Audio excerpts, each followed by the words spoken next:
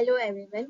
So today our topic of discussion is instruction pipeline conflicts, and we will also discuss in brief about solution of data dependency, which is one of its conflicts. So let's see first that what is instruction pipeline. We can say that instruction pipeline is a mechanism where each instruction is divided into number of subproblems, or we can say sub operations, and these operations are performed in a particular segment, and these all segments are executed parallelly in a pipeline.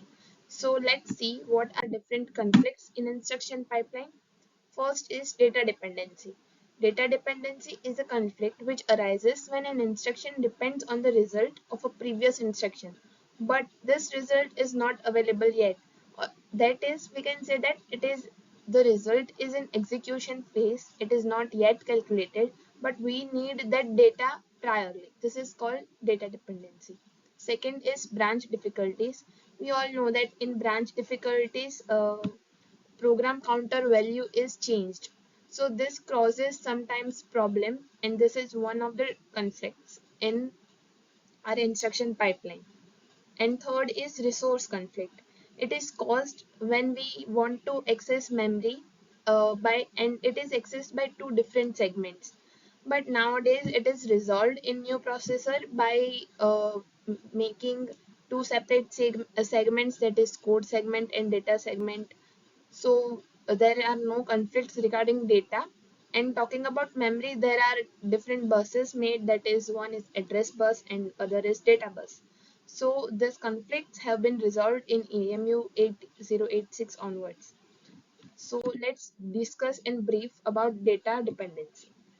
Now we can say that an instruction in FO segment, that is fetch operand segment, may need to fetch an operand that is being generated at the same time by previous instruction, which is in execution phase.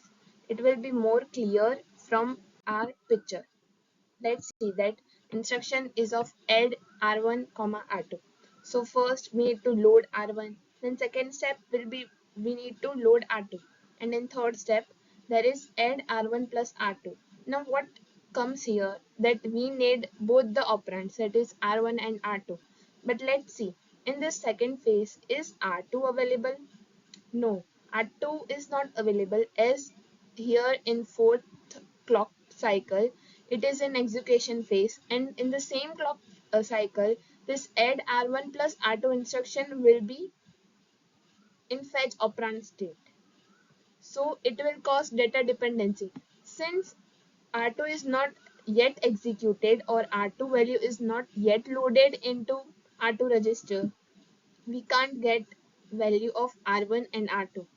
So here it causes data dependency. This is what an example of data dependency. Now let's see what are solutions for data dependency. So first is hardware interlocks.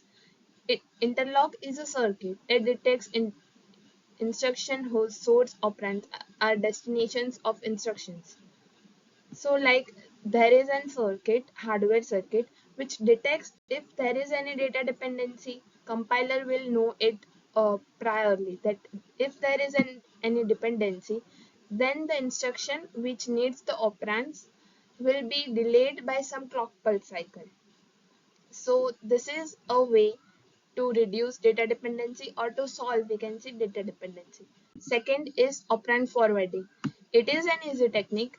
What we have to do in it, instead of transferring our result or loading our value in R2 first, we will directly forward our operand. That is, we will directly move the operand to ALU, and the ALU will store the result or will calculate the result directly. Like in our previous example, R2 will not be value of R2 will not be loaded in the register. It will be directly sent to ALU, and R1 plus that value will be calculated and result will be stored accordingly. So this is a technique called operand forwarding. Next is delayed load.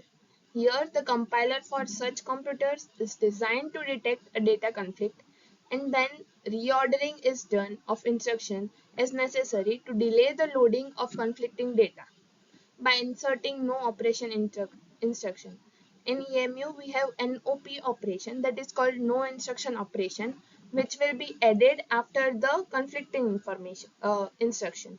So here in our example we can see that second is load R2 and third we have added no operation instruction.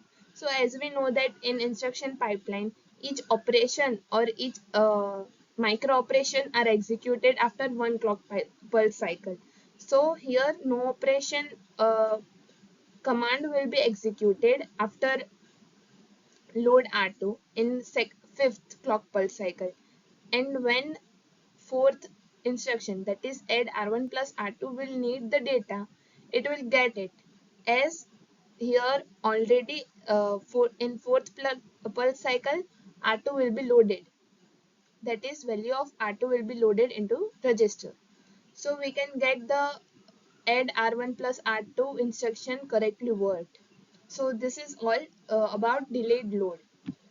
Yes. Thank you.